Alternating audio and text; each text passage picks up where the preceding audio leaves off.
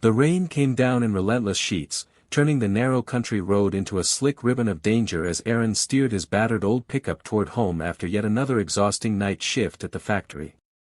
His windshield wipers squeaked and struggled to clear the water, and his mind, foggy with fatigue, wandered to his daughter Lily waiting in their small apartment, probably curled up under a blanket with her worn-out storybook. He had only $50 left to last the week, and the thought of stretching it for rent, food, and school lunches pressed heavily on him. As he rounded the bend by the old bridge, the scene before him made his heart jolt. A yellow school bus hung precariously at the riverbank's edge, one side already sinking into the churning, rain-swollen water.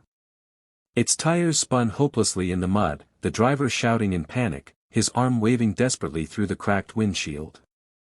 Through the rain-streaked glass, Aaron caught a flash of terrified faces, and then his eyes locked on two identical little girls clinging to the seats, their small hands gripping so tightly their knuckles had turned white. Without hesitation, Aaron jerked his truck into park, leapt into the storm, and splashed toward the bus, the icy water soaking him instantly. The driver's voice was hoarse, warning that he was hurt and couldn't get to the children. Aaron didn't think, he acted. He climbed onto the bus, smashing open the emergency door with his shoulder, the frigid current rushing in to bite at his legs. One by one, he scooped the girls into his arms, their tiny bodies trembling as they clung to him, their sobs muffled against his drenched shirt. The river fought him with every step, the mud sucking at his boots, but adrenaline pushed him forward until his feet found solid ground on the embankment. Moments later, a sickening groan of metal tore through the storm as the bus gave way, slipping deeper into the river with a splash that sent cold spray over them. Aaron stood gasping, soaked to the bone, holding the twins close as the driver was pulled to safety by other bystanders who had arrived too late to make the rescue. The girls looked up at him with wide, tear-filled eyes, and though he didn't know their names or who they belonged to, he knew one thing: he'd do it again without a second thought.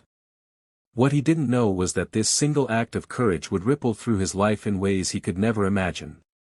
2 days after the rescue, life for Aaron had seemingly returned to its usual rhythm: long hours at the factory, quick dinners of instant noodles with Lily, and the quiet exhaustion of a man who never stopped working just to keep the lights on. The storm had passed, leaving the streets damp and the air crisp, but Aaron's mind was still clouded with the image of those two little girls clinging to him in the river. It was late afternoon when the low hum of an expensive engine broke the monotony outside his run-down apartment building. Curious, Aaron peeked through the window and froze. A sleek black luxury car, the kind he'd only seen in magazines, had pulled up to the curb. A tall, elegant woman stepped out, her long white coat pristine against the gray street, her heels clicking sharply on the wet pavement. Her presence seemed almost out of place here, like a diamond dropped in the dirt. Aaron opened the door cautiously, and the woman's piercing blue eyes met his. "You saved my daughters," she said, her voice calm but carrying a depth of gratitude that caught him off guard. She introduced herself as Victoria Lancaster, and the moment she stepped aside, Aaron recognized the twins from the bus, now hiding shyly behind her legs. They looked healthier, dressed in little wool coats, their hands clutching each other tightly. Aaron knelt down to greet them, his voice gentle, but they only offered timid smiles before retreating again. Victoria reached into her purse and pulled out a white envelope, holding it out toward him. "This is just a small token of thanks," she said, but Aaron immediately raised his hands in refusal. "I'm not looking for a reward," he said firmly, shifting uncomfortably under her unwavering gaze. Most people would have been relieved to accept, but something in Aaron's nature resisted the idea of turning an act of humanity into a transaction. Victoria studied him for a moment, as though filing away the truth of his character. A faint smile tugged at her lips before she slipped the envelope back into her bag. "Then maybe you'll let me thank you in a different way," she said cryptically, glancing at the twins. Without explaining further, she turned, ushered the girls into the car, and drove away, leaving Aaron standing in the doorway, dripping uncertainty into the cool evening air. He didn't know it yet, but that encounter was only the first step into a world he'd never imagined. The following morning, Aaron was jolted from his routine when his old flip phone buzzed with an unfamiliar number. Expecting a bill collector, he hesitated before answering, but instead of a demand for payment, a polite voice from an upscale law firm requested that he come in, at the personal request of Mrs. Victoria Lancaster. The name alone made his chest tighten. He hadn't expected to see her again so soon. By noon, Aaron found himself standing in the marble lobby of a towering glass skyscraper, feeling out of place in his worn jeans and flannel shirt. The receptionist, impeccably dressed, escorted him through a maze of corridors until they reached a private office with floor-to-ceiling windows that overlooked the city skyline. Victoria rose from behind an immaculate desk, her expression warm but purposeful, and before Aaron could even speak, the twins rushed toward him, wrapping their small arms around his legs. The sight disarmed him, and he awkwardly returned the embrace before they scampered back to a plush sofa with a coloring book. "I asked you here because I have a proposal," Victoria began, her tone measured yet laced with sincerity. She explained that her work, running multiple companies and traveling constantly, kept her away from home far too often, leaving the twins in the care of nannies who came and went. "They need stability," she said, her eyes meeting his.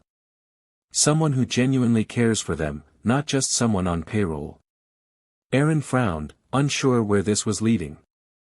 "Are you asking me to babysit?" he asked hesitantly. Victoria's lips curved faintly. "Not babysit. Be their live-in guardian when I'm away. You and your daughter would live here, in my home. All expenses covered, and you'd be compensated more than fairly." The number she mentioned was more than he earned in a year, and the thought of Lily having a safe, comfortable home was almost too much to process. Still, part of him bristled at the idea of accepting what felt like charity. Sensing his hesitation, Victoria leaned forward. "This isn't a handout, Aaron. This is trust. You risked your life for my daughters without knowing them.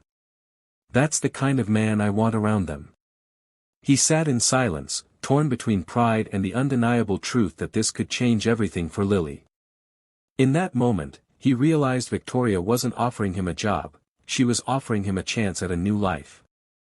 2 weeks later, Aaron and Lily stepped through the grand double doors of the Lancaster estate, their worn suitcases looking almost comically out of place in the gleaming marble foyer. The air smelled faintly of fresh lilies, and sunlight streamed through towering windows onto polished floors. Lily's eyes widened in awe as the twins rushed to greet her, instantly pulling her into their world of giggles and whispered secrets. Aaron, still feeling like an intruder in someone else's dream, was shown to a spacious suite, far larger than their entire apartment, complete with soft bedding and a view of the sprawling gardens. His days quickly fell into a new rhythm, mornings helping the girls get ready for school, afternoons spent in the garden or library, and evenings filled with laughter as the 3 children played together. Though Victoria's work still took her away often, she made an effort to be home for dinners when she could, and those evenings became the quiet heartbeats of the household. Over shared meals, Aaron and Victoria began to talk, at first about the children, then about life, their struggles, and their dreams. She told him about her late husband, the loneliness that lingered despite the wealth surrounding her, and the fear of raising her daughters without a steady presence in their lives. He told her about working 2 jobs since Lily was born, the nights he went without eating so she wouldn't, and the way he'd given up on hoping for anything beyond survival. Somewhere in those conversations, trust began to turn into something warmer, though neither dared name it. One evening, after the children had fallen asleep, they stood side by side on the terrace, watching the girls' firefly jars twinkling in the garden below. The air was cool, carrying the scent of night-blooming jasmine, and in that quiet moment, Victoria's voice softened. "You didn't just save my daughters, Aaron, you saved me too." The words caught him off guard, lodging somewhere deep in his chest. For the first time in years, Aaron felt that his life was more than a string of hard days and endless bills, it was a place where he belonged, where his daughter laughed freely, where the walls held not just security but warmth. And though neither spoke of the future, they both knew that this new chapter wasn't an ending at all, it was the start of something worth holding on to.